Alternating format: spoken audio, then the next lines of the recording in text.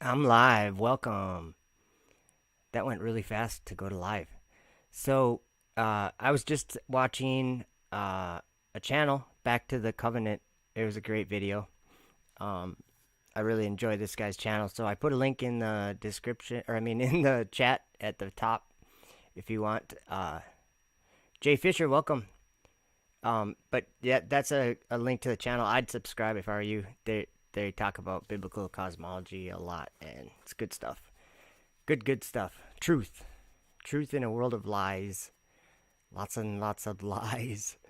Um, so what I wanted to talk about is just something that I think we're in the middle of this thing happening, and I think it's important, and it's kind of not what I expected to believe, like not what I didn't expect to understand something like this, but it's just I want to show you these scriptures and give you my understanding from them. Um, so I think we're in a time where truth is being revealed. Jay Fisher says I want to hear about SpaceX. I could talk about SpaceX a lot. You know what SpaceX is? They're the head of the Luciferians, and I can explain why I say that. Let's actually go over here to. You have to bear with me here, but I do. That's actually what I wanted to start out by saying is we have to realize what Lucifer. I mean, I know it's important because it's something that's happening today. Um, Lucifer says in his heart that he wants to ascend into heaven, and I don't think there's too many places where it talks about what he plans on doing or what his intentions are. But this is in Isaiah 14. It says, "How far?" Verse 12, "How art thou fallen from heaven, O Lucifer, son of the morning? How art thou cut down to the ground, which didst weaken the nations? For thou hast said in thine heart, I will ascend into heaven. I will exalt my throne above the stars of God. I will sit also upon the mount of the congregation in the sides of the north. I will ascend above the heights of the clouds. I will be like the Most High." So we know what he wants to do. He wants to go up. He wants to ascend into heaven and exalt his throne above the stars of God. And here's another thing that this should be something that kind of hits us, that to be an important thing once we understand what it is. And I'll give you my explanation. He says, "I will sit upon the mount of the congregation in the sides of the north." Well, in the sides of the north, that's where the city of God is. Or um let's see, where is that? Let's go over here and see if this one's open. It's in Psalm 48, and I don't have my Bible right here. Or do I? No, I don't. So we'll look it up. My computer's probably going to be a little bit slow, but it says in Psalm 40. Oops. Oh, it's not working very well. Here we go. Sorry, guys. Psalm 48. It says about the sides of the north that there's a mountain there, a lofty city, or a lofty mountain, or what does it say? Uh, Beautiful in elevation, or something like that. Yeah, right here. A song and psalm for the sons of Korah. Great is the Lord, and greatly to be praised in the city of our God, in the mountain of his holiness. Beautiful for situation. And this word here might be better translated into be like elevation. It's talking about height. I don't know why they said situation, but beautiful for situation. The joy of the whole earth is Mount Zion on the sides of the north, the city of the great king. So that's why Lucifer's going to try to trick the world. No, I'm up there, or whatever. To me, that's a lot of what flat earth is even about. Everyone that sees flat earth understands that God's above us, that he's the most high God. He's at the highest heaven. He's up above us. in reality. Like that, he's above us in the sky, or however you wanted to say it. But if you point your finger up and you go as high as you could go, that's where God's throne is. And I think to go there, you'd have to go through darkness, this where the sun, moon, and stars are. Anyway, but here's what's important. I think. Look at what it says. So it says he's all these things he wants to do, and he wants to ascend above the heights of the clouds. And it says, "Yet thou shalt be brought down to hell, to the sides of the pit." So I do see a similarity happening to NASA or SpaceX. They take a rocket and they go up in the sky, right? But what do they immediately start doing? They start going sideways. And their goal is to fly that rocket parallel with the surface of the earth. They think it's curving, but they want to be going literally sideways above the surface of the earth, like just above the air or whatever. The thinnest part of the air, they want to be out of that air. That's just what space exploration or whatever is. But they're going sideways. And what do they do once they get into space, that they're calling space, that place of darkness? This is what's significant, guys. Why do they say that the astronauts on the space station are floating? They're in 0G. Why do they say that? They say that because they're literally falling. So once they go into space, they're falling perpetually. Okay? That's significant. They're falling. It almost sounds exactly what Lucifer says in his heart. He's going to go up into heaven, we're going to go to Mars and make a civilization there and all this stuff. But they're getting deceived, is what I'm saying. Thou shalt be brought down to hell, to the sides of the pit. They're going sideways, and what I think it is I do think that they have found this key to this bottomless pit. Because that's what it is. That's what NASA even says it is. Or SpaceX. Anywhere in the solar system, when they went to the moon, on the way to the moon, they were doing zero gravity experiments. On the way to the moon. And on the way back. They're in a state of free fall, or 0G, or whatever you want to call it, the entire time. Until they got to the moon. I'm just saying the NASA story, So, it's a place of darkness where everything's perpetually falling. Now, that's scary to me because, actually, one thing I was going to talk about, okay, some of the things that are happening in this world that alarm me or get me alarmed. SpaceX Starship. This is just, they've flown this. This is just the top part of it. This is like the small part of it. And if you actually look at the size of the rocket, it's very large. It's larger than any rocket that's ever been built. It's 120 meters tall. And they have this ready to fly. They're just waiting for the FAA approval of it. Now, the bottom part here, I hope you guys can, you guys can see what I'm, the bottom part here is called a booster. And that has, well, maybe we can look, they'll probably break it down for us. So this is the Starship. This is the top part, or whatever. But this thing's huge. It's 9 meters, it's 30 feet in diameter. So it's literally like the size of a water tower. 150 feet tall or whatever. Thrust 1500, whatever that means. I don't know. Let's see here.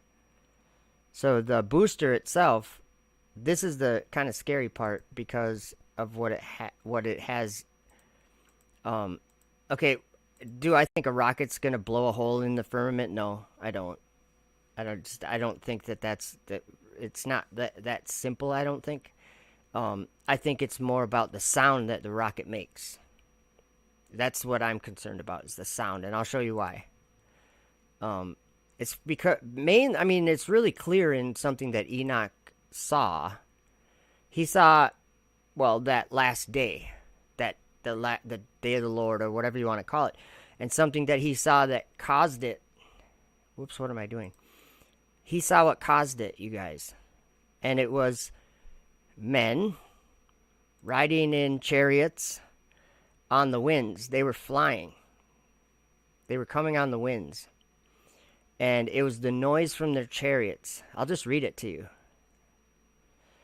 And it came to pass after this that I saw another host of wagons and men riding thereon, and coming on the winds from the east and from the west to the south.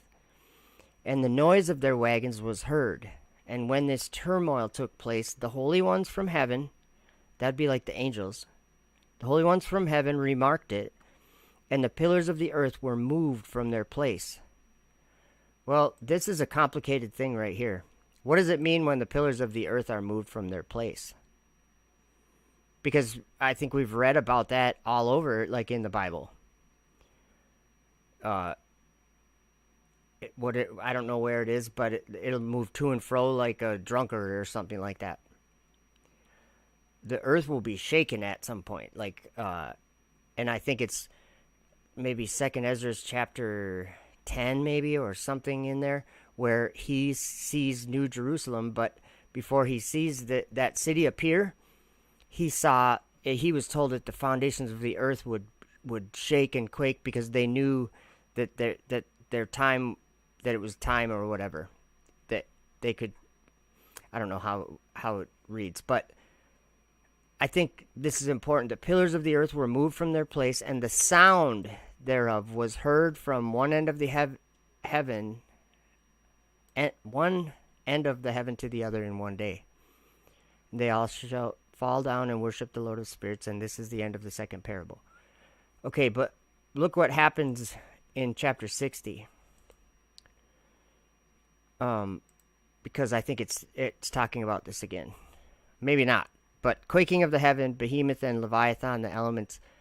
In the year 500, in the 7th month, on the 14th day of the month, in the life of Enoch, in that parable I saw how a mighty quaking made the heaven of heavens to quake, and the host of the Most High and the angels, 1,000 thousands and 10,000 times 10,000s, were disquieted with a great disquiet. And the head of days sat on the throne of his glory. Okay, so then Enoch faints out, and Michael sent an angel over to him to raise him up. And he said, this is down in verse 4, when he raised me up, my spirit returned, for I had not been able to endure the look of this host and the commotion and the quaking of the heaven. So, and then he says, until this day lasted the day of his mercy. This is the last day or whatever. And I think it's just important that we understand that the heavens will actually do that. It'll actually do that. The sky will roll back and the stars will fall, and I don't know what it'll look like necessarily, but I think we're already actually seeing some of these things, but starting to happen. I'm just looking at the chat here. Good to see all you guys, by the way. Awesome to see everyone. Okay, so let's talk about the planets now. Because this is something, when I looked up at the night sky, I never looked up at it like I do now. And it's because of these scriptures. The Book of Enoch is a big one. We're going to look at that a lot. So, we're going to start just by going with Enoch. So this is actually this is important because remember we were talking about those loud chariots, the noise from those chariots that was shaking that and quaking or whatever. It said that the pillars of the earth were moved from their place. Well, this tells me that the pillars of the earth, or maybe the firm foundations of the earth, I'm guessing that that's the same thing as the pillars. It's the wind. It's the wind. Excuse me. It's the winds. And it says it very clearly here. I saw the treasuries of all the winds. I saw how he had furnished with them the whole creation and the firm foundations of the earth. I saw the cornerstone of the earth. I saw the four winds which bear the earth and the firmament of the heaven. The four winds are the foundations of the earth and the heaven. There it says in a minute here, it says they're the pillars of the heaven. Yeah, these are the pillars of the heaven. So there's four winds of the earth. And then in verse 4 here, it says, I saw the winds of heaven which turn and bring the circumference of the sun and the stars to their setting. I saw the winds on the earth carrying the clouds. I saw the path of the angels. I saw at the end of the earth the firmament of the heaven above. So at the end of the earth is the firmament of the heaven above. So then he goes, we're going to skip a few verses. He sees some mountains and he sees some other things. And he describes them. I don't know what he's talking about. But I do understand one thing here. He sees a deep abyss. This is what's important. Beyond these mountains is a region, the end of the great earth where the heavens were completed. That sounds like this right here. At the end of the earth, the firmament of the heaven above. So I think that it's like by the firmament or something. Is the region, the end of the great earth where the heavens were completed. And I saw a deep abyss with columns of heavenly fire. And among them I saw columns of fire fall, which were beyond measure, alike towards the height and towards the depth. And beyond that abyss, I saw a place which had no firmament of the heaven above, and no firmly founded earth beneath it, and there was no water upon it, and no birds, but it was a waste and horrible place. I saw there 7 stars like great burning mountains. And to me, when I inquired regarding them, the angel said, this place is the end of heaven and earth. This has become a prison for the stars and the host of heaven. And the stars which roll over the fire are they which have transgressed the commandment of the Lord in the beginning of their rising, because they did not come forth at their appointed times. And he was wroth with them, and bound them till the time when their guilt should be consummated, even for 10,000 years. So he sees these 7 stars. And this, to me, this is interesting. We're going to look at the book of Jude, because I think he was actually, my understanding is that Jude was probably repeating what he was reading in the book of Enoch, but he talks about wandering stars and that they're reserved in the blackness of darkness. Let's see here. Verse 13, it says, raging waves of the sea, foaming out their own shame, wandering stars, to whom is reserved the blackness of darkness forever. Okay, so here's where we get into the word planet. Just the word planet itself has a meaning that it's a meaning that would say that they're involved in deception or in swaying someone from the truth, making someone believe something other than the truth, like leading them astray, causing them to wander away from truth. And we'll look at that right now, because we can just click this button up here, the Greek. We'll look at that word. I think it's planetes or something. Oops. Bear with me. Bear with me. The word bear, that means like to hold up or to support. The 4 winds bear the earth and the firmament of the heaven. That's kind of interesting to think about. It's the air or the winds that hold up the heavens and they hold up the earth, apparently. I don't really understand how that works, but so this word right here, look at this, wandering, okay? Stars is not the word we're looking at. We're looking at the wandering word, because this actually is, it'll make some sense in a minute. Planetes, if that's how you say that. A wanderer, it says here. And look what it says. We're going to look at another word because the word that it comes from. Okay, 4107, planetes, a masculine noun derived from 4105, planeo, to wander. So we're going to look at that word. It says properly a wandering star, a planet. Figuratively, a false teacher operating without moral compass and exploiting other aimless people, prompting them to stray from God's circle of safety, sound doctrine. Let's look at this word planeo, okay? This is the word that to me, it's telling about what the planets are. And the reason why I'm going through this is because I want you to understand that I wouldn't call it a conclusion, but just my belief here that I'm learning is that these are not something that in the world that we have been raised in, it's hard for us to understand something to be something other than what we were taught it was. But it's much different than I ever understood. And I think a lot of you understand where I'm going here. But Enoch talks about these planets, okay? There's 7 of them. And we can look it up on Google in a minute. We'll look up the planets and we'll see what they are. To cause to wander, lead astray, deceive, cause to wander. See, look what it says here. 4105, planeo, is the root of the English term planet, wandering body. This term nearly always conveys the sin of roaming. Look at what Strong's Exhaustive Concordance says. Deceive, err, seduce, wander. Okay, if we were to wander from the truth or be deceived or err from the truth, there's 2 places in Enoch where we're going to find this word right here, error.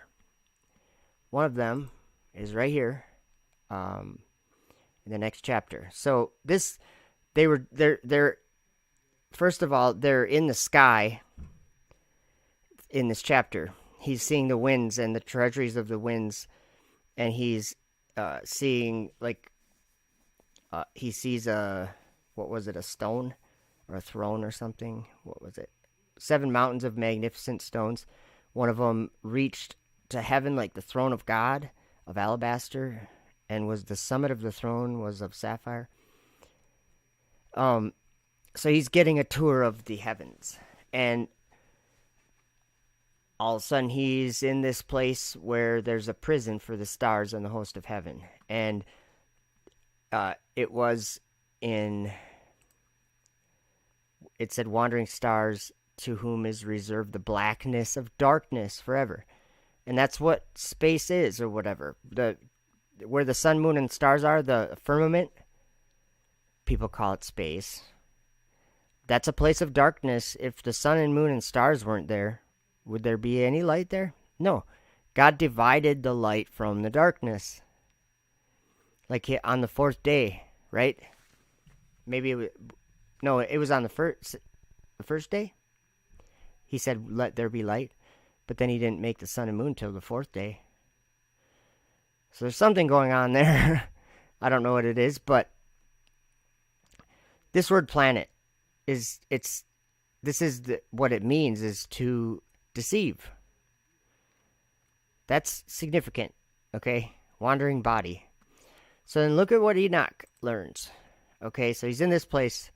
The next chapter, we hear about the Genesis 6 angels, the ones that found the daughters of men to be attractive, and they made offspring and created giants, and it was an ugly situation. Well, look what it says here. And Uriel said to me, here, because we were just talking about that prison, that's in chapter 18, I'll go review it here. The angel said, "This place is the end of heaven and earth. This has become a prison for the stars and the host of heaven."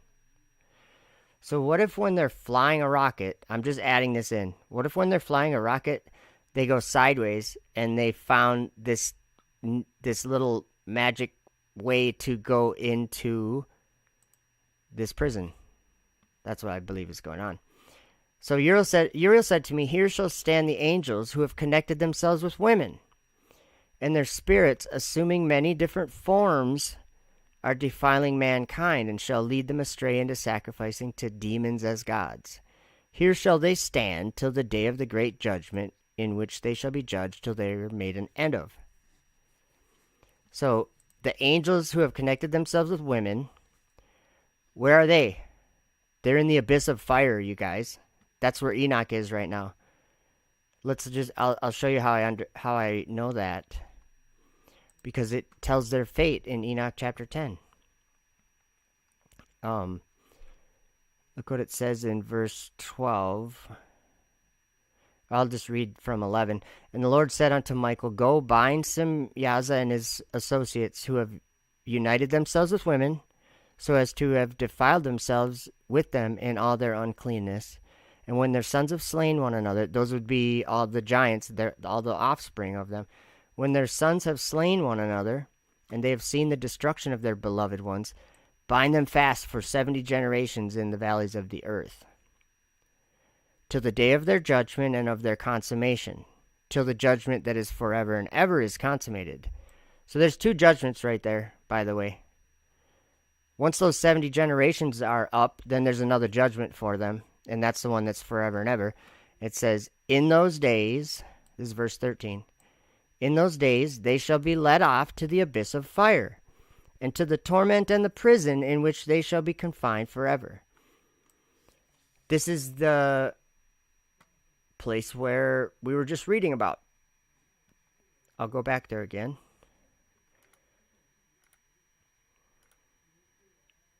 Right here. "This place is the end of heaven and earth. This has become a prison for the stars and the host of heaven." So when we look up at the night sky and we see those 7 planets, they're not doing what all the other stars are doing. That's one important thing. All the other stars, they do circles around the pole star. They do circles around that axis in the celestial sky, okay? And if you go all the way to the other end of the earth, the south end of the earth, you'll be able to continue watching those things going east to west, everywhere, in the north and the south, all the way to the south. And when you look south, you're going to see another axis point. But it's actually the same axis point that the north is. It's just a huge circle going over the south and the north of the earth. And it has nothing to do with 2 points of rotation. It's not 2 points of rotation. It's one. It's just one. And you can understand that by thinking of anywhere you go in the earth that the sun's going to come up on the same side. It's going to come up in the east, and it's going to set in the west. And the sun, moon, and stars are all going to do that. No matter where you are on earth, they have that motion. They all go in one direction. People get confused when they look to the north. They're looking one direction, and they see a counterclockwise rotation around Polaris. And then if you go south, you have to be facing the complete opposite direction. And so when they see when they're looking south and they see a clockwise rotation around that southern axis, celestial axis, then they think that they're spinning in 2 different directions, but it's actually just that they turned around. It has nothing to do with the sky. The sky's only going in one direction. But if you point your finger up towards the north, like if you're at the equator and you faced east or west, you're going to have, like, if you look to your left or you look to your right, you're going to have like circles going, and they're all going to be going one direction. Okay? But if you look to your right, you'll see counterclockwise. If you look to your left, you'll see, do you get what I'm saying? You'll see clockwise. But you'll notice that they're all going the same direction.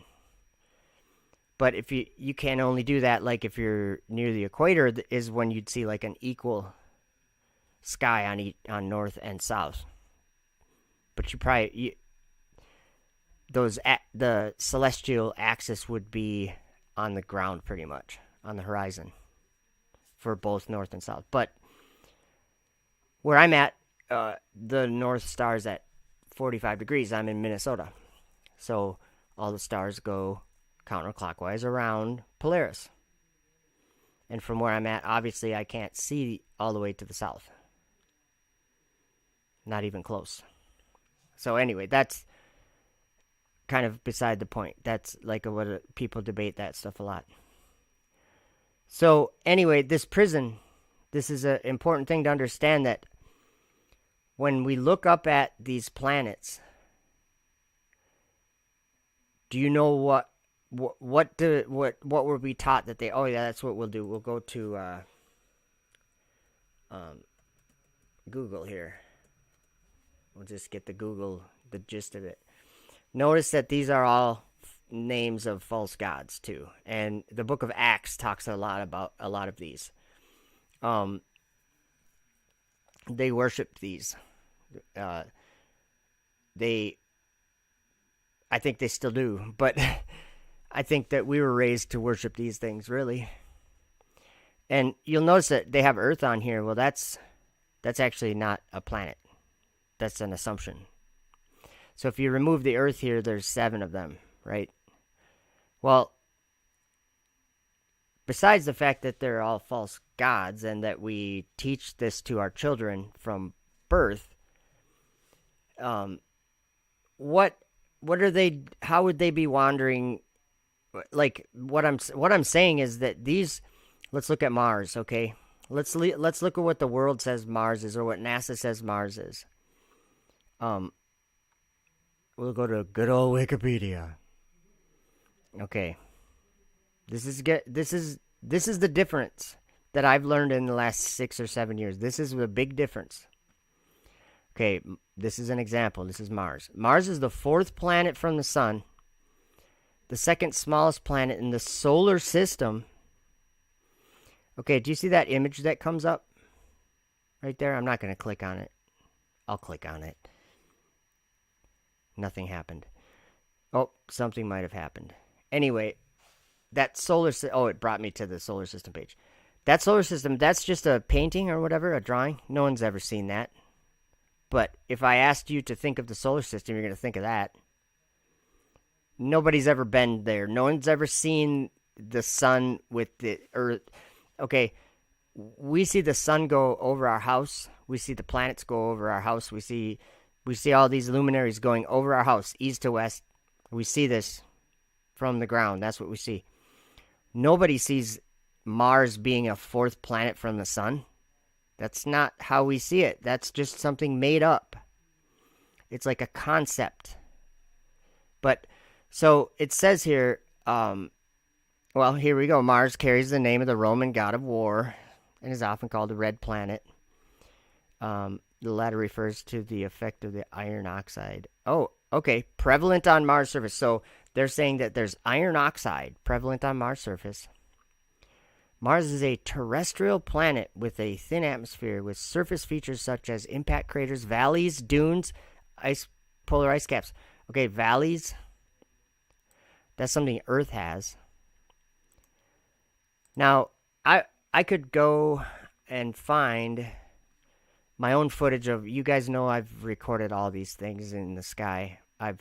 Many times, and I have some nice telescopes to do it with. I could go find, you can go to my channel and just search for these things. You'll find them. In over the years, I've recorded them a lot.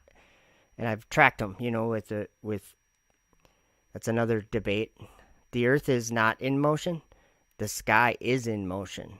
And we can prove that by the millions of telescopes that have tracking motors in them. The motors prove that the sky is in motion, because if you want to keep your camera or telescope pointed at an object in the sky, it has to have motors in order to follow that object. Okay, this is not an argument. It's just not. It's not even a debate. the sky's in motion and the stars rotate in a circle around Polaris. Or if you're in the south, around whatever they call the southern axis point. But the whole sky spins. And the constellations throughout the year, they have a cycle. That's not us going around the sun. Nobody ever saw us going around the sun. No, only thing we have ever seen is the sun going over us in the sky. Over the earth. We live on the earth. It's relative to us. Everything that you experience is relative to you because you're in your body where you perceive everything that you experience is from your body. Like if someone said, ring laser gyroscope picks up 15 degrees drift.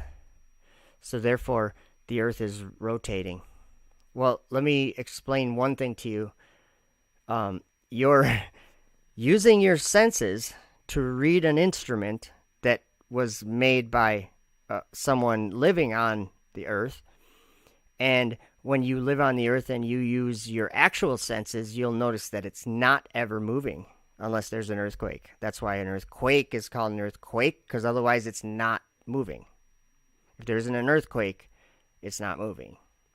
Nobody's ever observed Earth rotating, and everyone has lived their entire life while they do make an observation of Earth being stationary. So this is something where this is pseudoscience, is where the globe has to go from here, because what they're doing, just talking about stationary Earth, geocentric, if the Earth is in motion, then why do we observe it not in motion? Well, you wouldn't feel it if it was in a constant Yeah, okay, but science, we make an observation, everyone does, of a stationary Earth that we all live on. It doesn't move. It's still.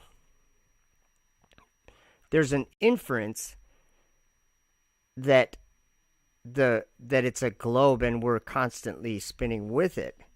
That's not any science. That's not any observation. That actually opposes the observation. So that inference needs to go in the garbage can. So we observe the Earth stationary, so it's moving. That means it's moving? No. And then people will say, well, from outside the Earth, it would appear to be moving. But we live in the Earth. We live on the Earth. That's where we live. So it's quite simple. The world we live in has real physical things that we can understand about it. And we can either deny and reject those things that we perceive from our body. The only place you'll ever experience something is from your body right now, in this life anyway, on this Earth. So Mars is not a red planet. It's not a terrestrial planet with a thin atmosphere and impact craters and valleys and dunes. Mars is what Enoch was told Mars was by the angel Uriel. Here shall stand the angels who have connected themselves with women, and their spirits, assuming many different forms. This is why I'm saying it's a different concept than I would have ever expected for me to believe. But when we look up at the sky with our telescopes and we look at the planets, they're lights, and they appear to be circular or round, and maybe even spherical. Depends on who's looking, I guess. But they're definitely round lights. Okay? But when we look at stars, they're nothing like the planets. They're totally different. Stars, they shimmer and they flash different colored lights at you. And they're specific colors. Like if you point your telescope at Polaris and you zoom really far in, you can see three colors there. And what's interesting to me is when in Revelation 4, John actually, a door opened in heaven and he was told to come up there. And what he saw up there was, it was 3 colors that he mentioned, and they're the same colors as the star Polaris. I have a video about that. Should I play that? Let me see if I have it in my thing here, because I will play it. It just reads a little bit of Revelation 4. I don't have it in here, but let me see. I'll go see if I can grab it. It's quite mind-blowing, because I pointed my... it's a decent telescope. It's just a mirror is really all it is. It's like a... It's a... I don't remember the brand. Orion. It's an Orion Dobsonian reflector. And it's like... it's got a 4-foot focal length. And when I put my camera up there... I gotta find the video. I'm gonna show you the video. So... it's really weird. Because when I listen to Revelation 4, it sounds like John's describing that star. Let's see here. Where would it be here? It might be here somewhere. Sorry, I don't have my... Oh, here we go. I found it. Okay, just check this out. This is just kind of cool.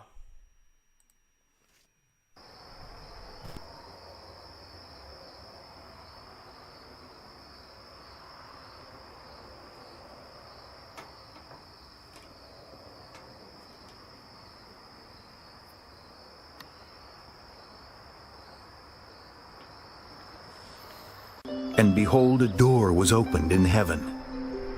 And the first voice which I heard was, as it were, of a trumpet talking with me, which said, Come up hither, and I will show thee things which must be hereafter. And immediately I was in the Spirit, and behold, a throne was set in heaven, and one sat on the throne. And he that sat was, to look upon, like a jasper, and a sardine stone. And there was a rainbow round about the throne, in sight like unto an emerald, like a jasper, and a sardine stone. And there was a rainbow round about the throne, in sight like unto an emerald, like a jasper, and a sardine stone. And there was a rainbow round about the throne, in sight like unto an emerald.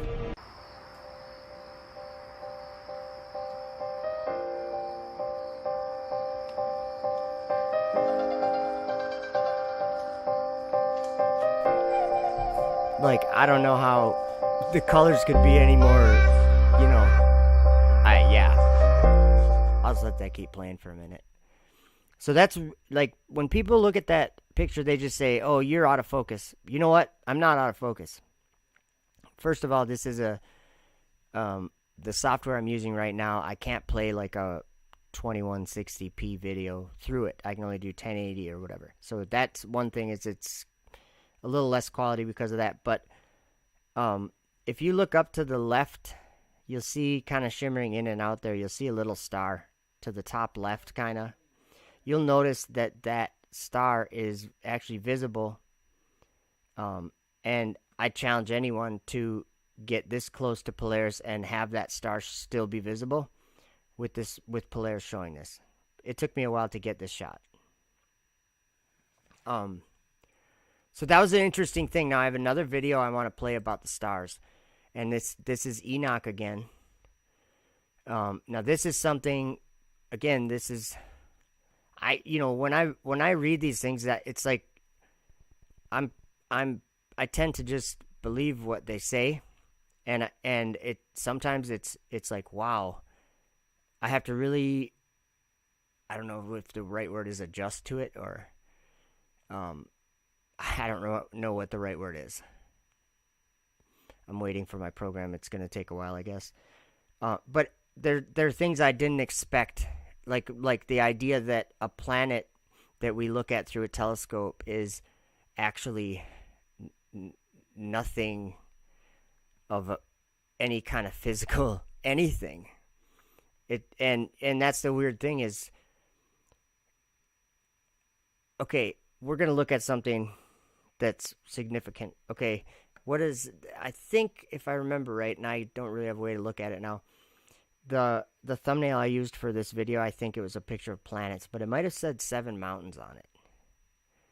And as soon as this computer catches up, I'm waiting for a folder to open. I'm going to I'm going to show you guys something in Enoch chapter 18 and chapter 21, where Enoch refers to those 7 angels, or those 7 stars that transgressed. He says to them, or he calls them mountains burning with fire. And there's a crazy thing. Okay, that folder finally just opened. I just wanted to grab a video out of here that you guys will like. What was it called? It's Enoch 71. And if you guys have read that, again, Enoch gets taken up into heaven, or his spirit does. And let me see if I can find it. I have too many videos about the stars. I'm guessing it's this one. We'll check it out. But let me show you something, bring you to... Oh, that's not the right one, because that's not the right... Oh, now it's... I think I screwed up royally, guys. I did. We'll come back to that. Okay, I want to show you guys something on the desktop. Okay, look at this. I'm not just making this up. This is something significant, okay? Verse 13, when he says he sees these 7 stars. I saw there's 7 stars like great burning mountains. Okay, I don't know why he said that, like great burning mountains. But it's talking about those stars that are imprisoned because they didn't come out at their appointed time and God was wroth with them. Okay. 7 stars like great burning mountains. Now, let me show you one other place where he does the same thing, or it's almost the exact same thing. Okay, here he sees. Okay, ready?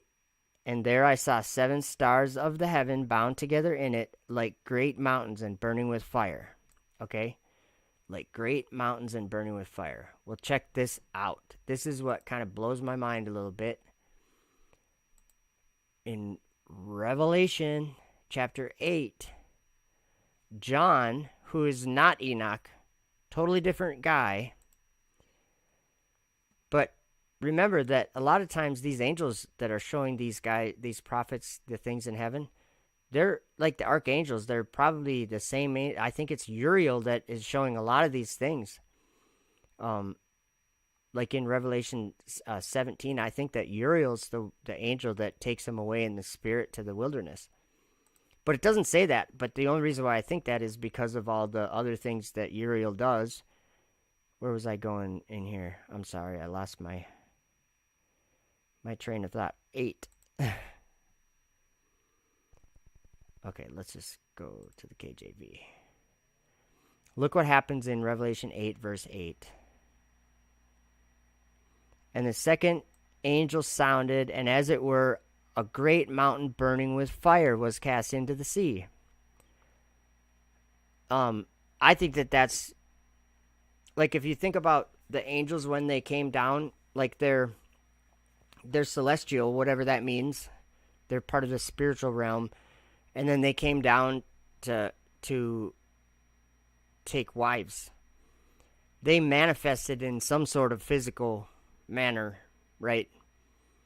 Especially if they created offspring. So that there's something going on there.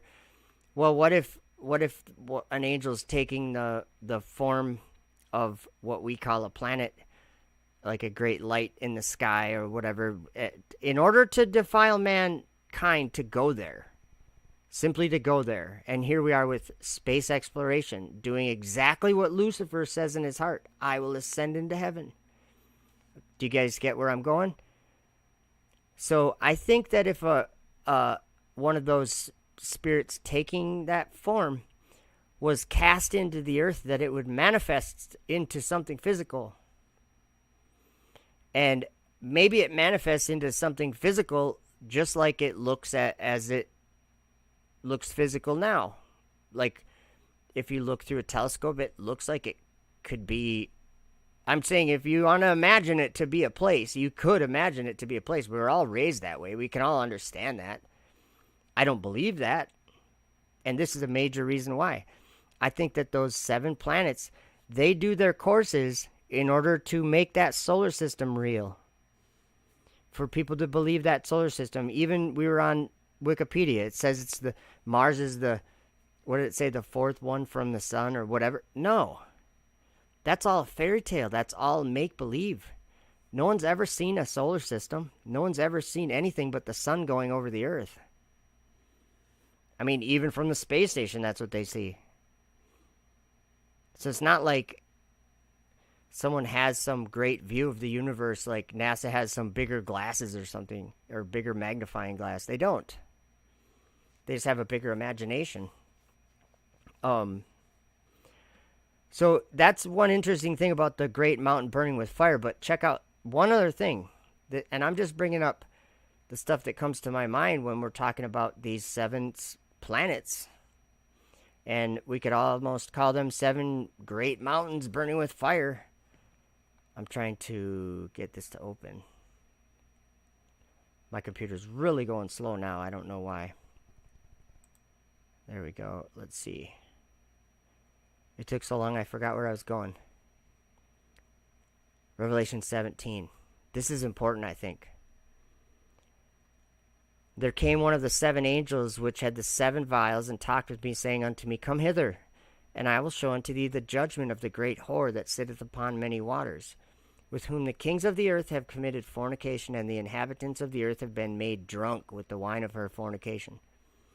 So he carried me away in the spirit into the wilderness, and I saw a woman. Remember what Enoch was saying in chapter 18? Remember he said it was a waste and horrible place.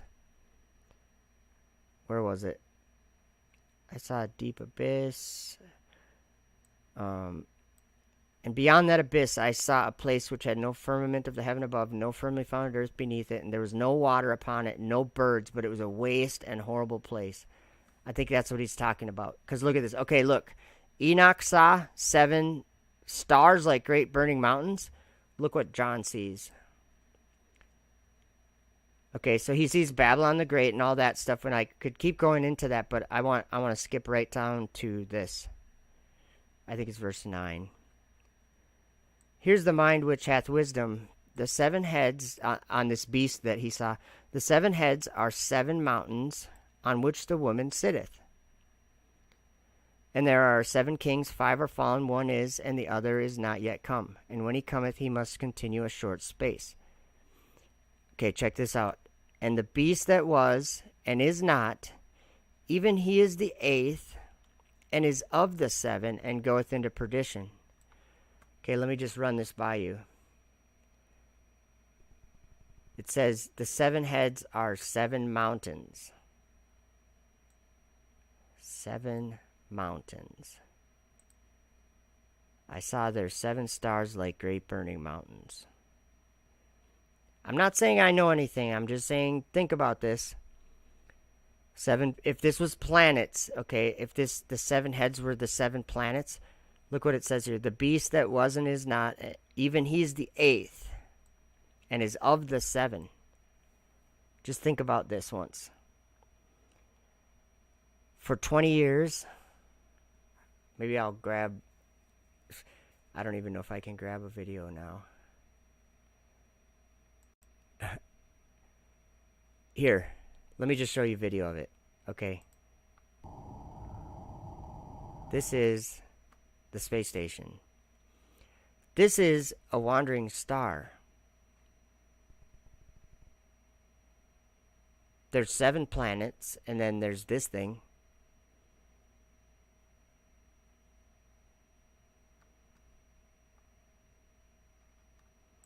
Yeah, that's my footage. Not too bad, huh?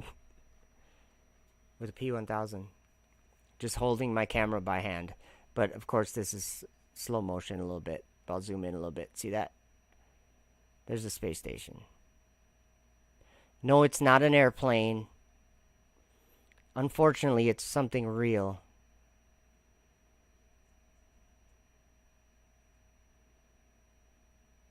And I believe that it is... Oh, you know what? Here's another thing.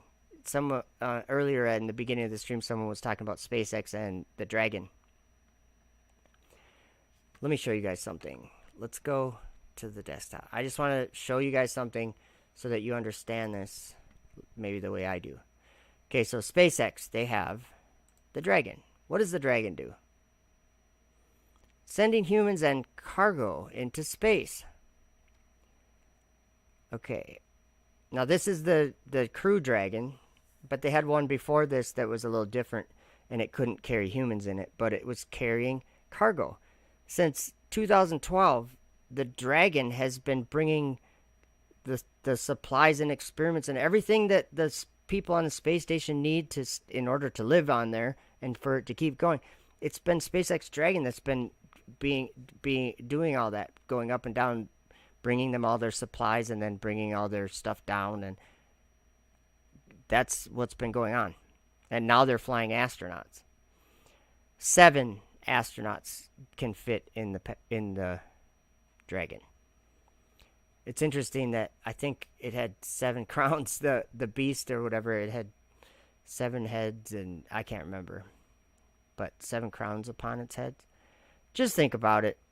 The only vehicle to be leaving Earth with astronauts besides the Russian Soyuz, really. Capable of returning significant amounts of cargo to the Earth. Remember in Revelation 12? When he says, and he was cast out into the earth. The Dragon. Just think about it. Okay, let me bring you guys back to September 11th. I'm sorry, not September 11th. September 23rd, 2017. Do you guys remember that? Let me just refresh your memory by typing it in. Whoops. That's how slow my computer is right now. It's not even giving me any suggestions. Biblical signs in the sky on September 23rd, 2017. I'm just reminding you guys. Do you guys remember the sun was in a certain spot, the moon was in a certain spot, and the planets were in a certain spot, and it really, really matched what John said he saw? Let's look at it. There appeared a great wonder in heaven. So it's in heaven. A woman clothed with the sun and the moon under her feet, and upon her head a crown of 12 stars. Okay, that just was something that on September 23rd, 2017, a lot of people understood that was a biblical sign, or it could have been. I mean, nobody knows. But you can see that it was I'd say it was trending, okay? In September, it was trending in 2017. I don't know if it was. I don't know exactly what it was. But that's something that happened. But look what happens right after that, okay? Verse 3. There appeared another wonder in heaven, and behold, a great red dragon. Okay, let me just show you guys something else. I don't think they have it on here. Let me just type it in.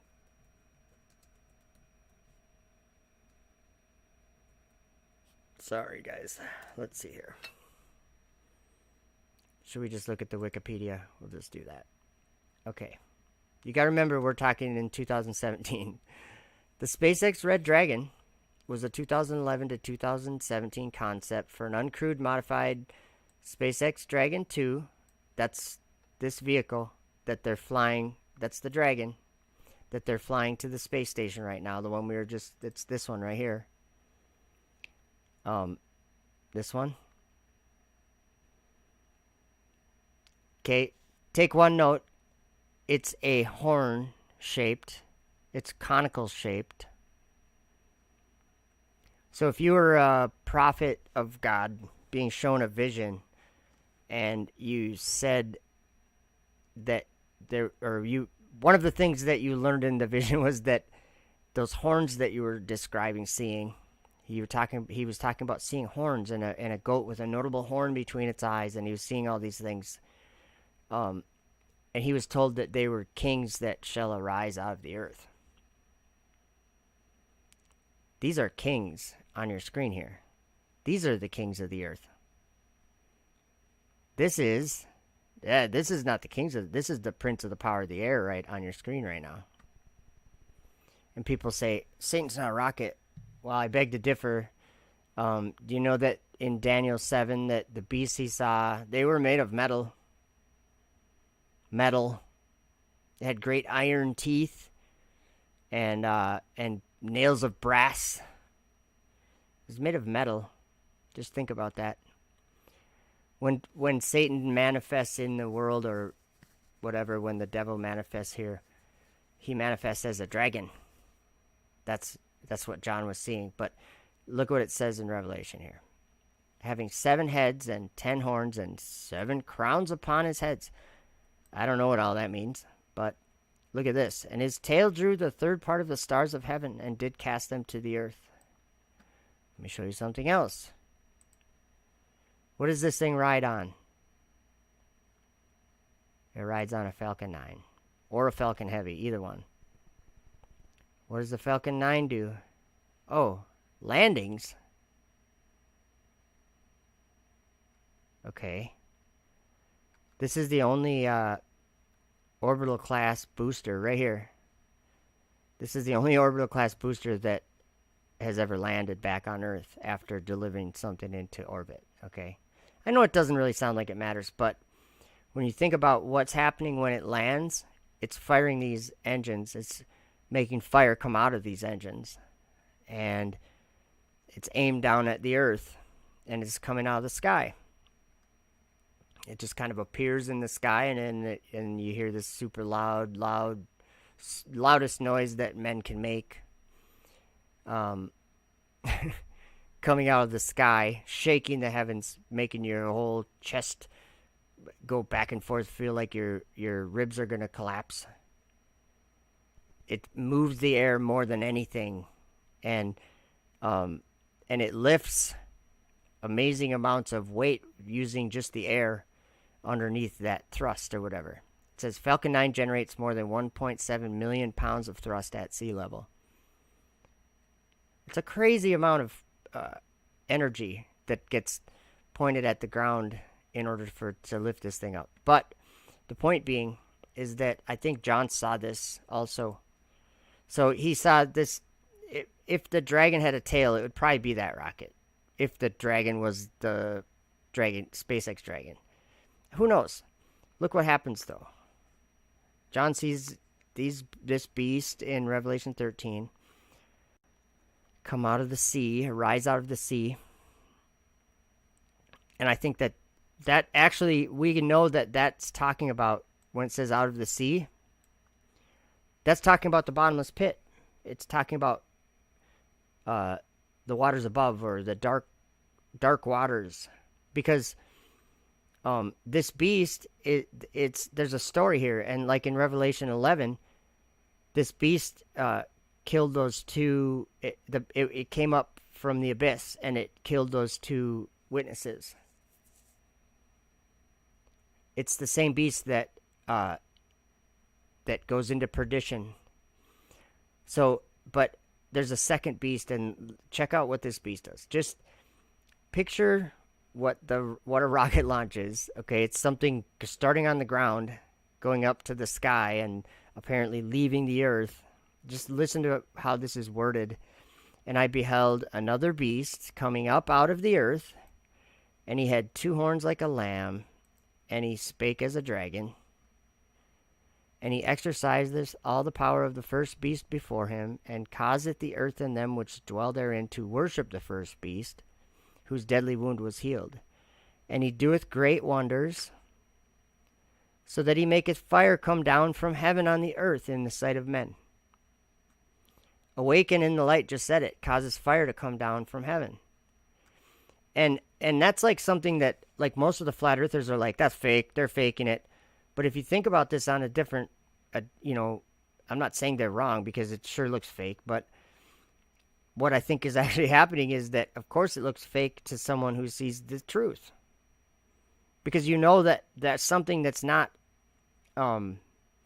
it's like God showed it to you. I don't know how to explain that. You know it's not true. Yet, even if it's physically happening in this world, what does it say? What does it say right here?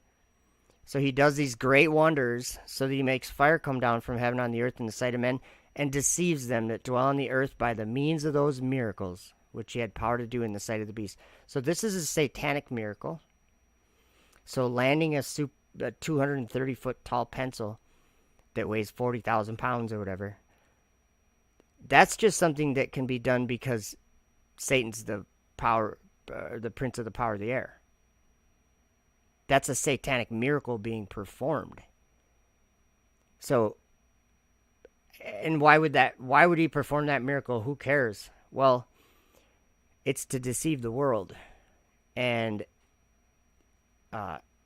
remember, I started out this stream by talking about truth being revealed to people in the world, and it's not always the accepted truth, but it's one of those things that some of these things are hard to believe, but they're truth. So take it or leave it. Like when we read them in the scriptures. Okay, so there's more though. So this beast that he sees rising up out of the sea, this first one, there's some interesting things about this beast. Okay, one of those things is that right here in verse 2 at the end it says, and the dragon gave him his power and his seat and great authority. Let's just go back here once. Okay. The dragon gives it its power and its seat and great authority. Visits to the ISS, 29. And is the first private spacecraft to take humans to the space station. Okay, let's see here. There's the trunk. There's the capsule. Not like it's really interesting, but I think that we're learning about, we're learning things to come, the things that will happen, and we have been for a while, to be honest. We see these things that are in the world, and they're just the same things that the prophets tried to describe with their own. Think about it. There was no such, like when John wrote Revelation, that was almost 2,000 years ago. There was no cars. There was no engines. You know, this was a different world. And if you think about how he would describe something, how would Daniel describe something however many years ago? However many centuries ago, how would that happen, you know? It's one of those, I don't know what I would say. I would say it has a pointed top. It has two black things that kind of look like eyes. I don't know what I would say. I mean, does it look like an animal? Or like if it's moving, or if there's fire coming out from it? If it's making fire come down from the sky? So that's some of those things that I think we just need to keep in mind. Let's see here. Oh, that video I was going to try to grab. Give me just a second. We'll watch, what we'll do is we'll go to SpaceX here. I'll show you that Starship. This is a bad thing. Now this is just a flight test that they did with one of the earlier prototypes or whatever. I think this is the last one that they flew. They actually landed this thing, and they do it really crazy. But let's see, we're not going to watch 16 minutes of it. I'll just show you the there we go.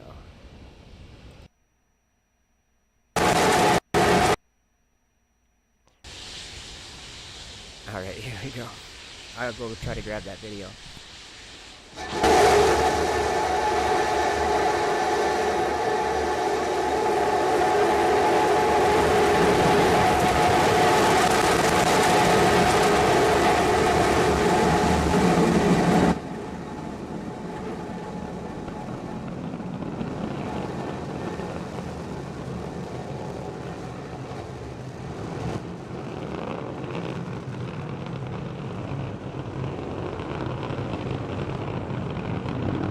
T plus 30 seconds, Starship 15 is airborne as we get a view of the 3 Raptor engines as we're powering our way to 10 kilometers altitude in today's test flight.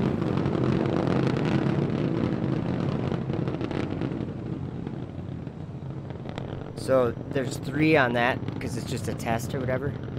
On the one that they have sitting on the pad, the Booster 7, it has 33, or it will have 33 of those Raptor engines.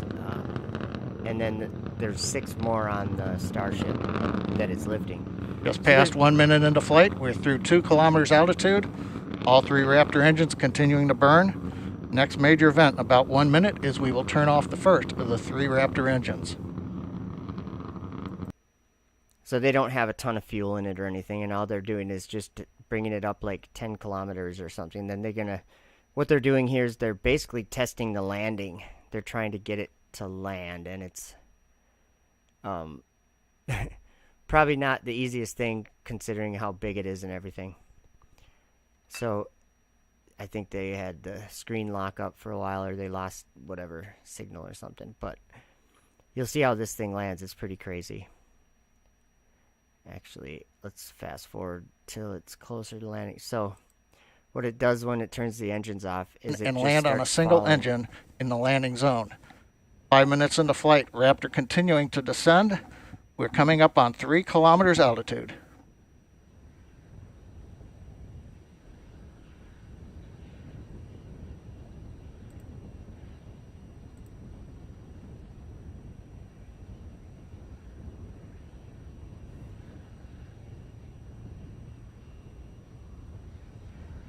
Terrible video.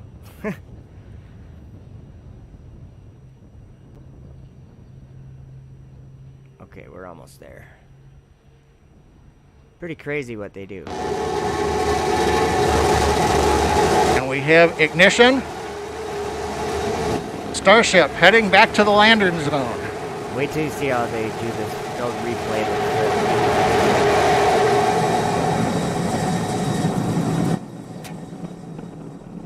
Oh, maybe not.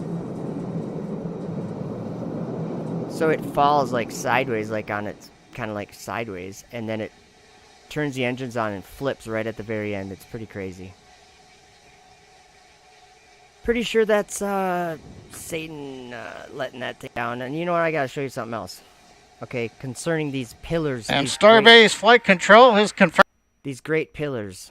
Okay, that's something I forgot about. But let me play this video.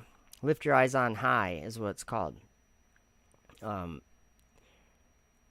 This is in the Bible, and in this Enoch chapter 71 will be read, where Enoch gets taken up into the heavens and describes a few things going on up there, and we've been talking about them when we've been talking about stars and planets, or mostly stars when they're circling that axis point. Check this out.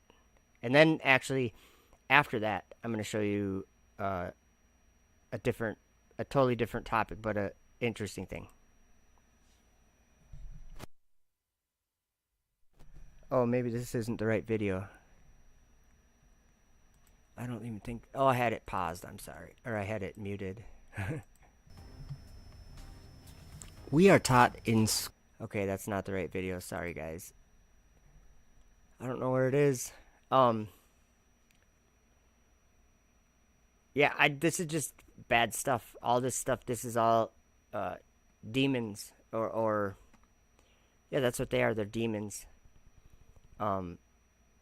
They can carry these pillars through the air, and the Testament of Solomon, he talks about it. He says, when they let down the pillar, then will be the end of the world. And I'm not kidding you, that's exactly what he says. Okay, where is this video? Stars are angels. I know I'm in the right folder. I'm sorry, guys. I will find it. I just can't remember ever what I name the videos.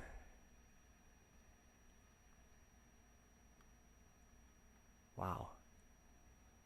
I don't know where it is. Solar eclipse. Sorry, guys. Sun and moon. I don't know where the video went. Oh, you know what? I bet you I moved it to another folder. So now I gotta go over there. Sorry guys, I'm horrible with these videos. Here it is. I found it, and this one I know is the right video. Encircling that house. That's what I called it. Here we go.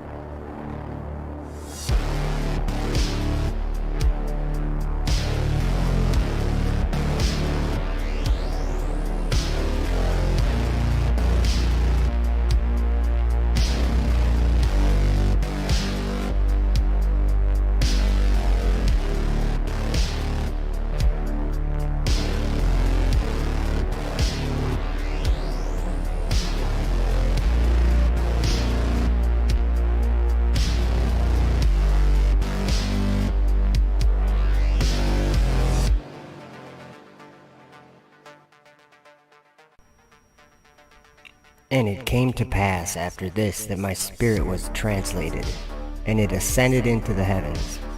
And I saw the holy sons of God. They were stepping on flames of fire. Their garments were white, and their raiment and their faces shone like snow. And I saw 2 streams of fire, and the light of that fire shone like hyacinth. And I fell on my face before the Lord of spirits. And the angel Michael, one of the archangels, seized me by my right hand, and lifted me up, and led me forth into all the secrets. And he showed me all the secrets of righteousness. And he showed me all the secrets of the ends of the heaven, and all the chambers of all the stars, and all the luminaries, whence they proceed before the face of the holy ones.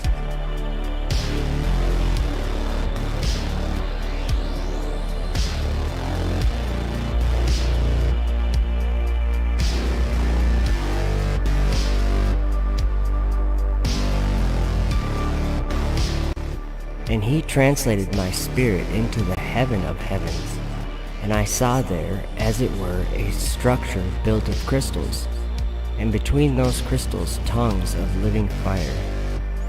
And my spirit saw the girdle which girt that house of fire, and on its 4 sides were streams full of living fire, and they girt that house. And round about were seraphim, cherubim, and Ophanim. And these are they who sleep not, and guard the throne of his glory.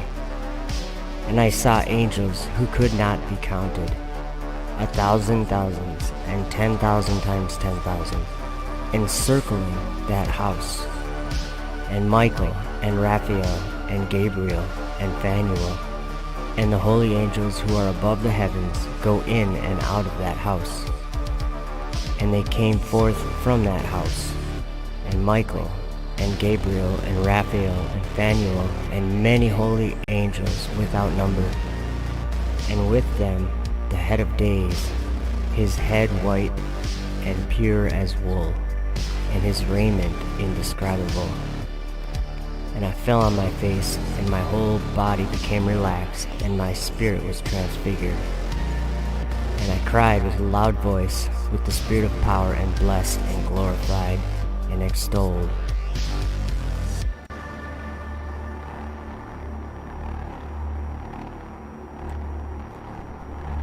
Lift up your eyes on high, and behold who hath created these things, that bringeth out their host by number. He calleth them all by names, by the greatness of his might. For that he is strong in power, not one failing.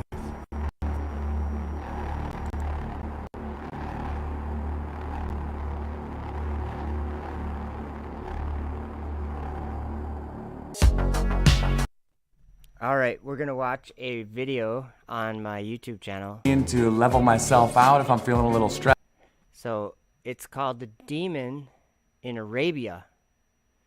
It's a story that came out of the book of, the Testament of Solomon, and it's quite interesting. So, let me bring you to the desktop and let's watch this video. Oops. To me a letter from Again, in those days, there came to me a letter from Adares, the king of the Arabians, saying, To King Solomon, greeting. We have heard of the wisdom that has been given to thee, and that thou art a compassionate man, and that thou hast power over all spirits that are in the air, or on the earth, or under the earth. Now be it known to thee that there is a destroying spirit in this land. For every day at dawn there arises a wind which blows for 3 hours, and it is so venomous that every one on whom it blows dies, and it kills the cattle also. I just wanted to point out quick that this is that he's talking about the wind.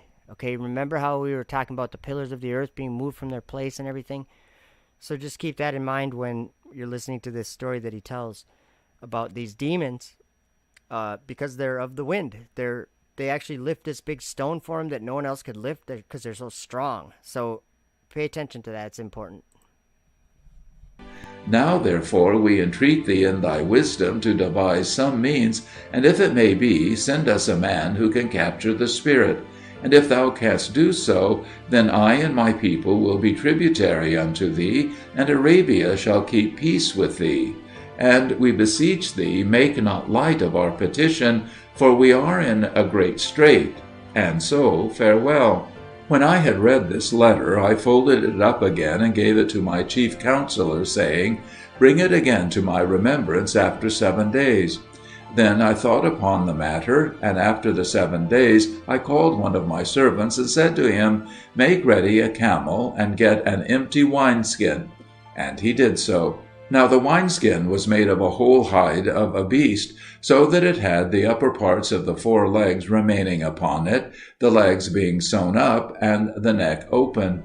I said to him further, Take this ring, and go into Arabia, to the place where the venomous wind blows, and take the skin, and hold the ring in front of the mouth of the skin towards the wind, so that the wind shall blow through the ring. And when the skin is blown up, you will know that the demon is inside it. Then hasten and tie up the neck of the skin and seal it with the ring, and put it upon the camel and bring it to me. But if on the way the demon promise you gold and silver and treasures to let him go, see that you do not obey him, but rather make him reveal to you where the treasures are hid, and mark the places, and come on to me. Now go, and good success be with you. So my servant set out, and came to Arabia, and the men of the country doubted much whether he could capture the spirit. But when the day was dawning, even the first day after his coming, he rose up and set the skin with its mouth towards the wind, and laid the ring in the mouth of it. And the wind blew through the ring, and entered into the skin, and puffed it up. And the man caught the neck of the skin, and closed it, and sealed it with the ring in the name of the Most High. Then he abode yet 3 days in the place to make trial of his success. But the poisonous wind blew no more, so that all the Arabians were assured that the demon was safely shut up. And they rejoiced greatly, and gave him many precious gifts, and did him great honor. And when he set forth to come back to me, they accompanied him to their borders. So he brought the skin back to Jerusalem, and put it in the midst of the temple. Now at this time I, Solomon, was somewhat troubled, because I had a great stone made ready to be placed upon the corner of the temple, and none of my workmen and none of the demons were able to lift it and set it in its appointed place. But I was exceedingly desirous to put it there, because it was of such beauty and excellence. And on the morning after my servant was come back out of Arabia, I went down to the temple, thinking by what means I could lift the stone. And as I entered the temple, I saw the skin, and it rose up and hopped 7 paces, and fell on its face, and did obeisance to me. And I marveled, and bade it stand up, and it stood on its feet, puffed up with wind. Then I asked, Who are you? And a voice answered me from within the skin, I am Ephippus, who dwell in Arabia. And I said, What can you do?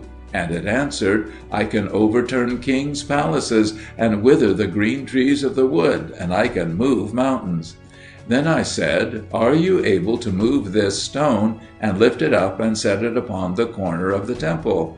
And it said, Not only can I do so, O king, but if I have the demon that is in the Red Sea to help me, I can bring up the great pillar that is there and set it in whatever place you command.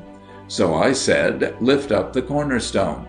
And the skin first of all became flattened, as if the wind was gone out of it, and slipped itself under the stone, and then it blew itself out again, so that the stone was lifted up upon its back, and it walked upon its stumps, bearing the stone to the ladder, and climbed up and set the stone safely in its place upon the corner of the temple, and I was greatly rejoiced, and all Jerusalem with me. After that I sent Ephippas to fetch to me the demon that is in the Red Sea, and commanded them to bring with them the great pillar. And after a while I saw the pillar being borne through the air, and was astonished at the strength of the two demons. And when I considered with myself how mighty they were, and how they could shake the whole world in a moment of time, I feared to let them go. I made therefore a circle about them in the air with my ring, and said, Stay there. And the demons stayed, holding the pillar sloping between heaven and earth, and there they are to this day. And if anyone looks, he can see the pillar sloping in the heavens, but the demons he cannot see. But when they let fall the pillar, then will be the end of the world. To blaspheme his name, and his tabernacle, and them that dwell in heaven. And if anyone looks, he can see the pillar sloping in the heavens, but the demons he cannot see. But when they let fall the pillar, then will be the end of the world. And if anyone looks, he can see the pillar sloping in the heavens, but the demons he cannot see. But when they let fall the pillar, then will be the end of the world. What do you guys think? When they let down the pillar, the demons. You know, there's a video. I actually was watching it on my channel, I think. Or maybe I have it. I won't be able to find it. My program's too slow right now. You know what I want to say is I'm going to search for it, I think. Let me think here. Demons in the Firmament.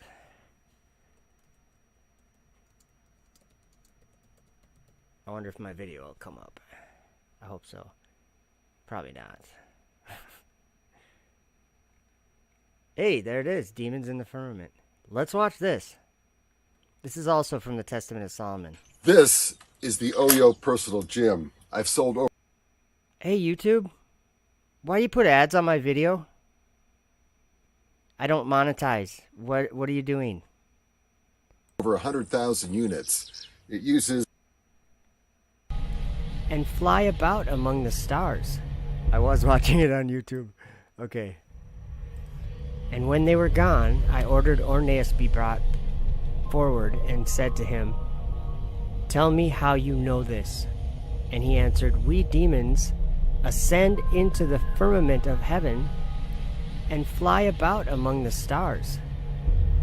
And we hear the sentences which go forth upon the souls of men. And forthwith we come, and whether by force or of influence, or by fire, or by sword, or by some accident, we veil our act of destruction. And if a man does not die by some untimely disaster or by violence, then we demons transform ourselves in such a way as to appear to men and be worshipped in our human nature. I therefore, having heard this, glorified the Lord God, and again I questioned the demons, saying, Tell me how ye can ascend into heaven, being demons, and amidst the stars and holy angels intermingle. And he answered, Just as things are fulfilled in heaven, so also on earth are fulfilled the types of all of them. For there are principalities, authorities, world rulers, and we demons fly about in the air. And we hear the voices of the heavenly beings, and survey all the powers, and as having no ground basis on which to alight the rest, we lose strength and fall off like leaves from trees. And men, seeing us, imagine that the stars are falling from heaven. But it is not really so, O King, but we fall because of our weakness, and because we have nowhere anything to lay hold of, and so we fall down like lightnings in the depth of the night, and suddenly, and we set cities in flames and fires in the fields. For the stars have firm foundations in the heavens, like the sun and moon.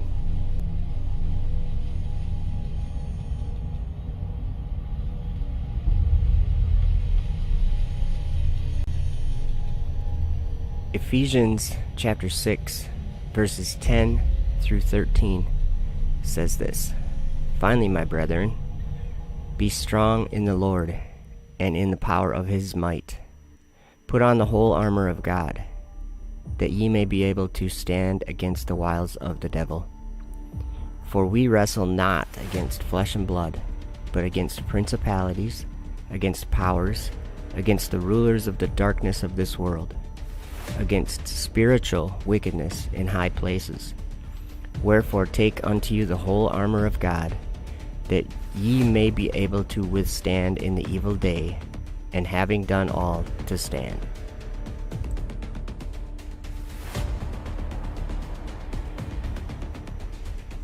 Ezekiel chapter 7, verse 22 says, My face will I turn also from them, and they shall pollute my secret place. For the robbers shall enter into it and defile it.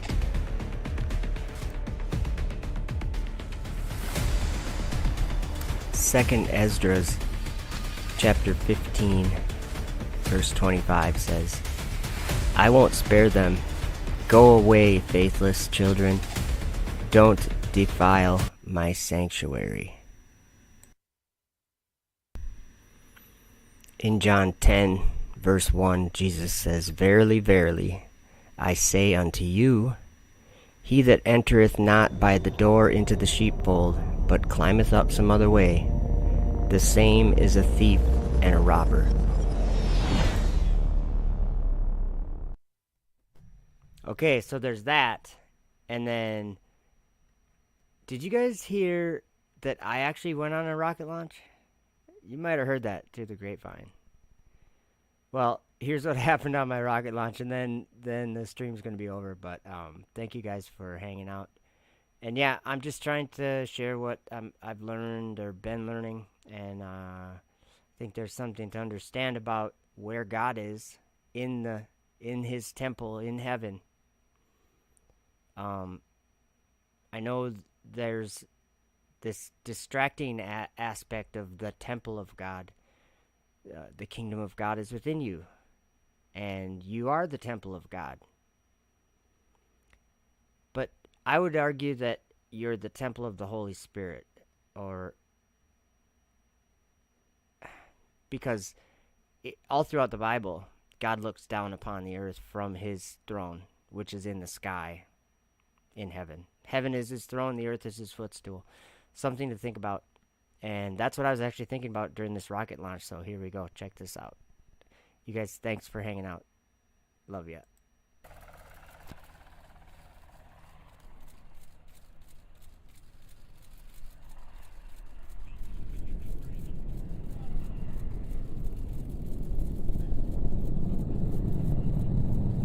All right, we're off. I'm glad I get a couple minutes to hang out with you guys alone. I wanted to talk about something to you. We're going up to space, they say, in a rocket, and I don't know if it's such a good idea now that I thought about it. Because are we maybe lifting up a shout up against God? Jesus said in John chapter 3, verse 12, If I have told you earthly things, and ye believe not, How shall ye believe if I tell you of heavenly things? Then listen to this, guys. He says this. And no man ascended up to heaven, but he that came down from heaven, even the Son of Man, which is in him. So what are we doing, you guys? What are we doing? What is the point of any of this?